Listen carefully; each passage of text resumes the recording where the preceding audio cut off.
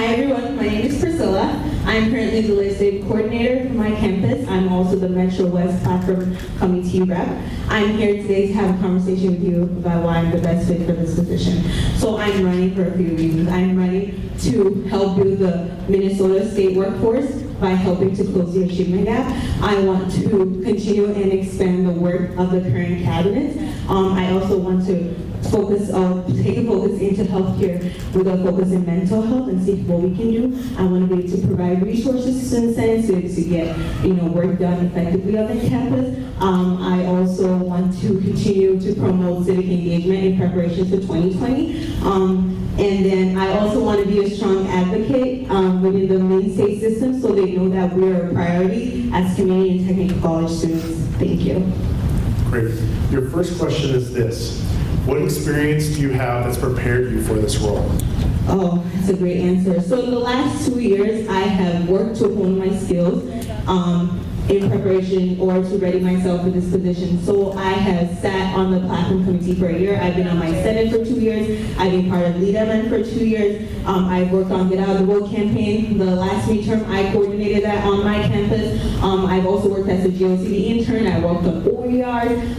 I pushed a resolution on my campus that established the OER workforce, and now we focus on trying to encourage teachers to use OERs. So a lot of my experience has been on skill building, legislation, policy. I sit on the policy committee for my campus, so I am the student voice for issues that affect students on campus. So almost all my skills have prepared me for this position.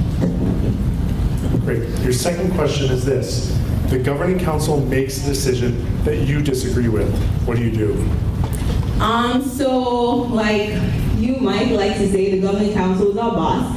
And what do you do to your boss when you disagree with him, right? You try to understand where he's coming from or where she's coming from and try to understand their position. And if you cannot reach a compromise, you just, not necessarily accept their position, but respect it and go with what they have. And then for other, you have to pick your battles. So if it's something I disagree with and not too strongly, I'll pick my battles, and the next time work and see if they can see from my side of things for another issue.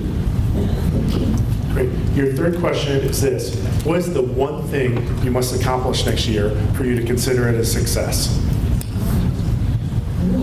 Okay, so definitely I want to, so we currently have things we're going to work on, right? Hunger-free campuses, college affordability. So for it to be considered a success for me, I would definitely want to have accomplished all the goals that the current cabinet have right now and be halfway through whatever goal that we have for next year in terms of campaigns that we're running. And I also would consider, I think having certain involvement in Capison would be a strong sign of success for me, because that would show that we're definitely on our way to having a great turnout for the 2020 elections, because that's a big deal since we're going to be voting in our senators and all of that.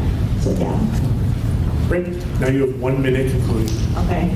So final in my closing, I just want to give you some of the reasons why I think I am the best fit for the position and you should vote for me. I've talked about my experience, I'm going to talk about my strength. I am a very strong advocate, very strong voice. I'm not easily intimidated, and that's something you need when you have to address people higher up. I'm very respectful, very diplomatic, but I'm also not somebody that's going to back down when we have to discuss issues and present issues to our legislators and to the chancellor and all the board of trustees.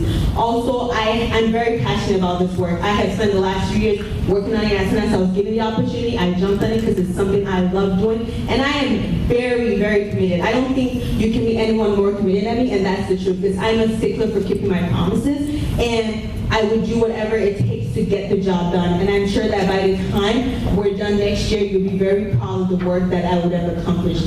And in closing, final thing, with great power comes great responsibility, and I'm super ready for the responsibility that this role has given me. So thank you. Great. Thank you very much.